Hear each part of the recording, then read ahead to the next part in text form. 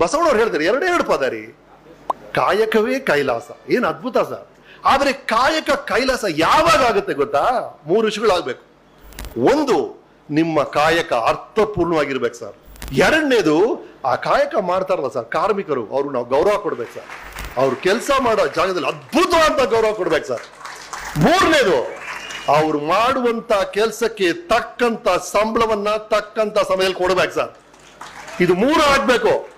ಈ ಸಂಬಳ ಕೊಡೋದು ಯಾವಾಗ ಕೊಡ್ಬೇಕು ಅಂತ ಈ ವೆಸ್ಟರ್ನ್ ಫಿಲಾಸಫಿ ಹೇಳ್ತಾರೆ. ಕಾರ್ಮಿಕ ಇರ್ತಾನೆ, ಶ್ರಮಿಕ ಇರ್ತಾನೆ, ಕೂಲಿ ಮಾಡೋನು ಇರ್ತಾನೆ.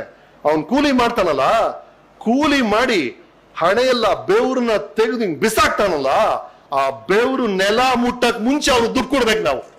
ಅದು ಒಬ್ಬ ಒಳ್ಳೆ ಯಜಮಾನ ಅಂದ್ರೆ ಮಾಡಿದ ದುಡ್ಡು ಕೊಡ್ಬೇಕು, ಆ ಸಮಯದಲ್ಲಿ ಕೊಡ್ಬೇಕು.